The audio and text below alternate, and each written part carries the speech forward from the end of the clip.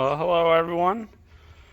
Back to working on my John Deere G finally. Haven't had a video in quite a while on it. The summer was just really busy, and fall too. Hay and firewood and everything else. So got caught up on things, and so now that I guess it's wintertime and things are slowed down, I'm finally working on tractors again. So that's just kind of a rundown. Our Case IH 1594 blew a head gasket, so I've got that torn apart right now.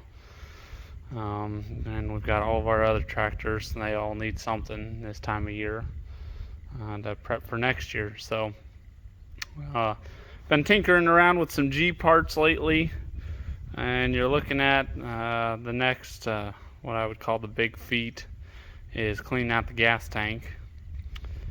Now I tried, like everyone, to put some nuts and bolts in there, some chain, pea gravel, and spin it on a wheel. I put it on my A.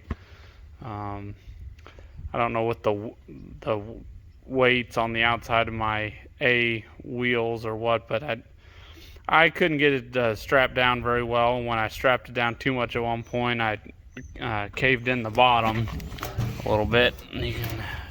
I don't know if you can kind of tell it's caved in there a little bit. So be careful if you do that. And long story short, I quit trying it after that. It came unstrapped a couple times, and as much as I'd love to buy a reconditioned tank, you can get them from like Lind Brothers. They're like $350, $400. I just this tank is still good. It'd be good for reconditioning, really. I mean, the only thing is this has been welded up here. The underside is kind of rough looking, but it's a complete tank. I don't know if you can see inside. So what I was trying to battle is all that rust in there. Some of it's gotten out because, like I said, I ran all the crap in it. So let me talk about that a little bit. So here is what I got out of it, and it's still pretty rusty inside. Like I said, I gave up on that method, and I plan to use, I saw some videos, muriatic acid. May not be pronouncing that right. So you can see this was working. You could see some shine starting to come back, but I thought, rather than pounding the tank back to cleanliness, with little pieces, maybe chemically trying to get it out. I do have a 5-gallon bucket of Evapo-Rust, but that stuff is so expensive I really didn't want to use it all just on that tank. Word to the wise, do not use pea gravel. Use something like, you can see little nuts in here, because if you need to get it out, just stick a magnet in there and pull it out. Getting that pea gravel out, yes, pain in the butt. There's a few pieces still in there that hopefully will wash out with that, or I can get them out later, but it's down to maybe a dozen pieces or so.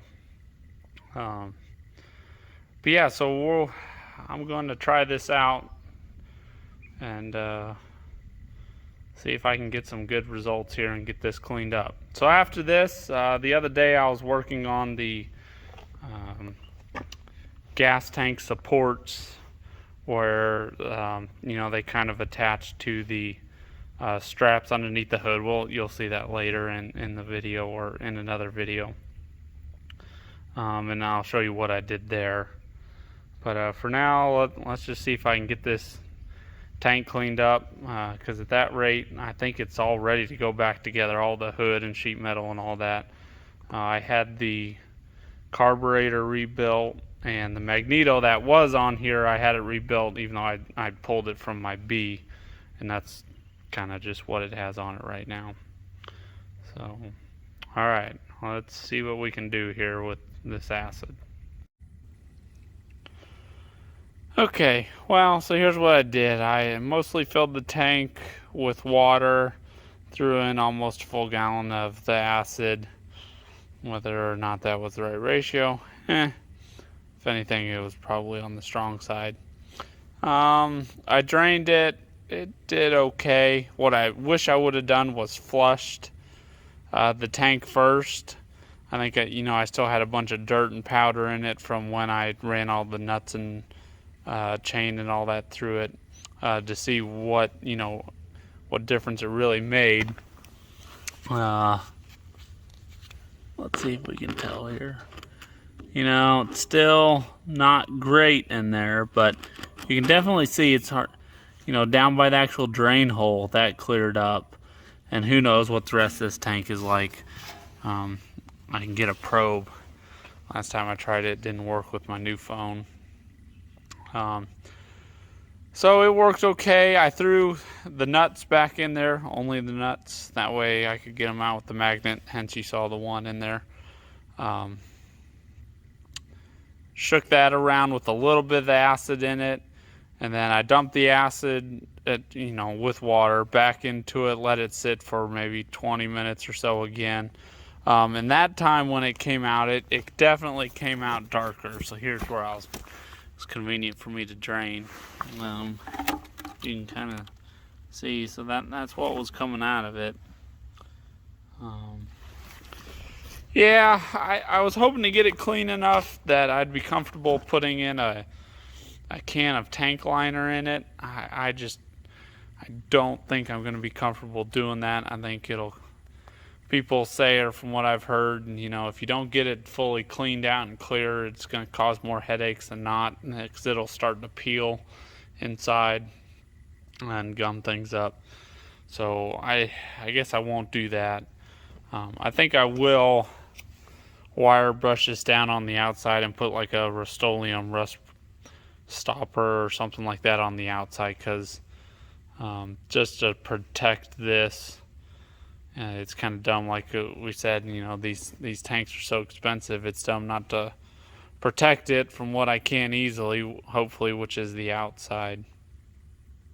The other thing I could do is put this in an electrolysis bath, which takes time. I'd have to find some sort of tank big enough to do that, 55-gallon barrel or something, plastic one. I don't know. So I'm gonna probably scratch my head at this a little bit longer, what I want to do, and go from there. So more updates later. Okay, so as you can see, I went ahead and I put like a Rust-Oleum on the outside. It's meant to be used on rusted metal. I didn't put any tank liner or anything like that in the tank. Flushed it out with gasoline, got it as clean, flushing gas. So looking at the gas tank, or excuse me, not the gas tank, the hood. Talking too much about the gas tank. You can see what I've been working with. I was hoping to get this tank out, and I kind of gave up on it. The inside of it looks really good. So I started to get this one out. There's 3 holding this in. This one, and one down there. Now, as you can see, this here broke.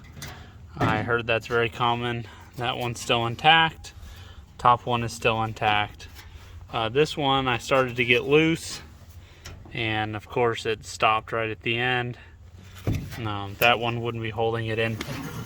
That little bugger there, how you would get that out, might have to get creative, because as you can see, these are just slot head screws, which are never great to begin with. And then it's a square nut on the back. I don't know if you can tell, but it's behind that fill spout. So you can't really get a wrench or anything in there. So that's why I just decided to leave that. And we'll just leave that tank overall. It's in pretty good shape. So we'll go ahead. One other thing I wanted to point out. So this here, where the fuel tank mounts, supports, kind of mounts, this was completely broke off. In fact, you can kind of see, I gotta I gotta cut this little bit off here. You know, you got to be careful bending it. It may crack. I heated this up and I put a flat file in here with some vice grips. And then after I heated it a little bit, don't get red hot, just heat it, and I bent that over. So that should hold okay. I got a longer bolt since this will have to reach up a little bit further. But yeah, so we'll go ahead and install this gas tank. Okay, so we got this back support on, and I'll kind of show you together and how it goes together. Unique, I feel like kind of a unique design. So you've got these straps in the side of the tank. These are kind of special brackets. Square hole so that they take a carriage bolt. It's a 3/8 carriage bolt. The book says 1 1/4 inch long. Good luck finding that without special order. So this is a 1 1/2 from like Rural King Tractor Supply, and of course 3/8 inch nut. No lock washers or anything. At least the parts book doesn't show a lock washer. When I took this apart, I think they had lock washers on them. Anyway, so what I typically have done is, oh yeah, in your tank supports, you've got your fabric in here that has a brass rivet in. So I go ahead and get the bolt started like that, you can see, and then from there I will slip them under and then tighten them down. You may need to, you know, pull in the hood towards it a little bit. I had to do that back here because, you know, the hood naturally just wants to kind of butterfly out, so you just draw it in. So we'll get this one on, and then I think the hood and this gas tank assembly should be ready to put back on. Okay, so we got the gas tank on here. I'll talk about the mounting of it here in a minute, because I don't have those bolts and everything on me right this moment. Putting in the sediment bowl, I have a new gasket here, and then here in my hand, sorry I didn't have it ready, is a screen that goes up in there, or then the glass bowl that goes on. So yeah, I'll get this in. Before I installed this, I closed the valve and I blew into the top to see if air came through. A little bit came through, but it was under a lot of pressure for me blowing. So what I'm gonna do now is, I actually do have gas in here right now, just a little bit, because I wanted to see if it dripped and leaked in here. Because if it did, then I don't know, I might do some valve grinding compound on the shut off in the back or something like that. But it looks to be like it's holding fuel when it's closed, which is good. So we don't have fuel coming through here into the carburetor and into the engine. So fairly important that the fuel completely shuts off here, and that this gets tested one way or another. So this is kind of a good test here. It's not coming through. I mean, you don't have to have the bowl on. Otherwise, I'll just gonna hook up a line to it and put a bowl or something at the end of the line. But you know, if you don't open this valve and you don't fill the bowl up, well then if no fuel comes in, then you know it's tight still. Now for the fuel selector valve, you have a straight here that goes into the sediment bowl. Then this backside, if it's leaking, I have it apart. So this is where, if you have the fuel selection rod and everything, where you can go from the auxiliary tank to the main tank, in here is a little packing. You can see I broke the old one out here. I have a new one that's soaking in oil, and there's a little copper washer that goes on the nut side. So you may want to replace that. I saw Sharp's Antique Tractor had kind of like old school kind of packing. I'm not sure if it's cork or what. I just went ahead and got that.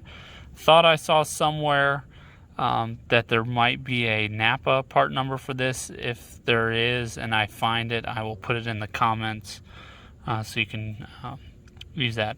So this is, if you saw in the last clip, I had the sediment bowl where the output is facing out, like towards the side of the tractor. That's so that this goes in the side. Okay, so you see I have one of the hood mounts in there. It's not tight yet, but to show you what we're dealing with. You got a rubber piece in the center is this bushing, and there is the washer that just fell off. You want this washer to be on the bottom of that bushing there, and then coming up from the bottom you have a bolt, lock washer, and washer. Okay, and now I got the fuel lines on. So you've got your line that goes to your 3-way valve, and then your other line that goes back here to the starter tank. Then lastly, you've got your fuel selector system here. So I don't think I'm going to put this on right at this moment. You can see this hole here. It goes through the hole. Currently it's at the top to the bottom right now there. You've got your stop. That goes to that block there and to this block down here, 90-degree turn. So that is what's used to select between your starter tank, your main tank, and off. Let's see here. I got these two shiny parts. I didn't get them painted from like Sharp's Antique Tractor, but honestly, look at that. You can make that yourself. It's just a solid pin and a little collar bushing. I bought this piece and your fuel selector piece online, sight unseen, and that's kind of what you get. Pretty rusted out chunk, but hey, it'll work. So we'll get this on later once I get the dash on and all the gauges hooked up. So hopefully you guys learned something. Let me know what you think. Routing this line, I don't really like it that close to the manifold, but if you remember, this isn't an original manifold. This is the gasoline manifold. So not sure how that would fit up, how close it is to a normal one. I'd have to find some pictures elsewhere. So hopefully you can get the rest of this back together soon. I'll get all the gauges on, get the dash on, get the rest of the sheet metal, like the grills and things, on, and call this complete enough to at least drive it around and use it for a little while. So have a good day, everyone.